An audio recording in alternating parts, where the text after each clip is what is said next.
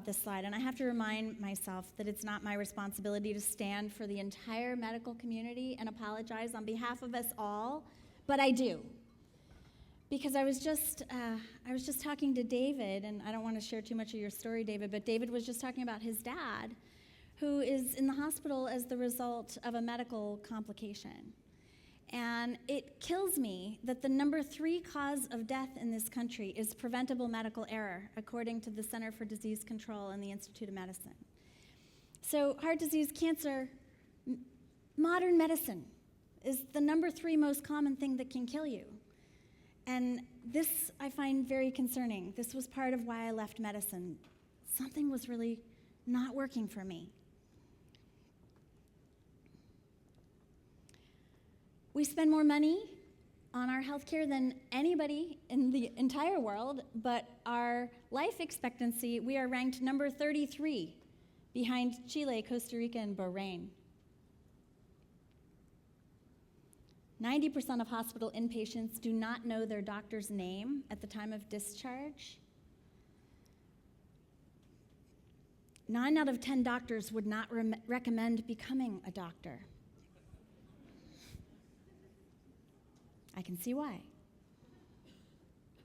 And 70% of Americans take at least 1 prescription drug. 20% take 5 or more. When I was in that place, I had just been to Esalen, and I'm in this place where I know I'm supposed to go back. I have no idea how this is supposed to happen. I started exploring, how can I do this? Maybe there's another way. And so I got attracted to the idea of integrative medicine. So I thought, I'm just going to start an integrative medicine clinic, and I'll invite all these really cool people I met at Esalen, and we'll just, do something different. So I started exploring doors in the Monterey Peninsula where I was living, and all the doors were getting shut. And then I got invited to join a practice in Mill Valley up in Marin County.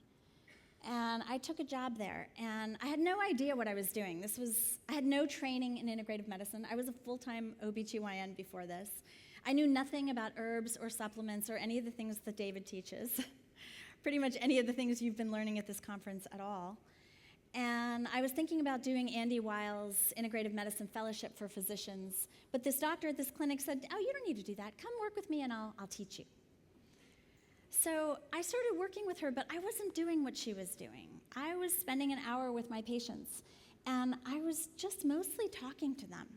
And I started asking my patients questions like, what is your body saying no to?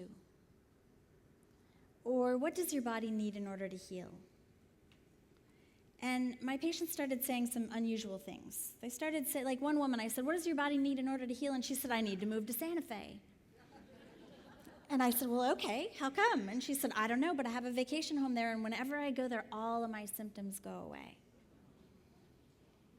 But they were also saying things like, I got to get out of this soul-sucking job.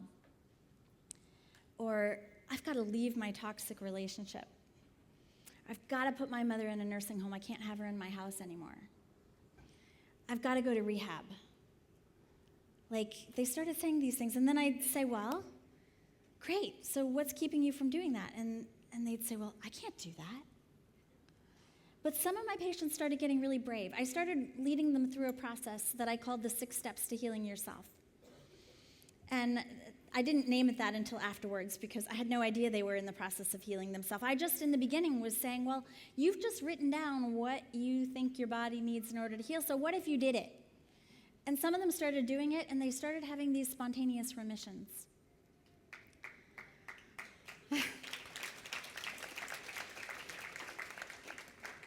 I was exceptionally confused by this. I had no worldview for a type of medicine where you don't give drugs or do surgeries or give herbs or supplements or any of that stuff and people get better because you talked to them and asked them good questions and loved them and kind of held a container for them to just look at what's true for them. But this is what started happening, and I got really freaked out. I started asking people that I trusted, like, what am I doing wrong? All of my patients are crying. But then they're getting better.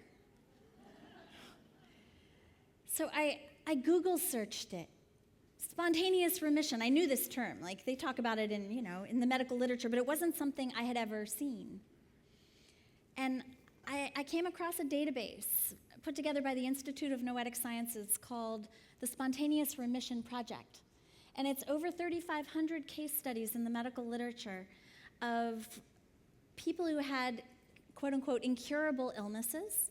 And they defined spontaneous remission as somebody who had a cure either after declining Western medical treatment or receiving Western medical treatment that was deemed inadequate for cure.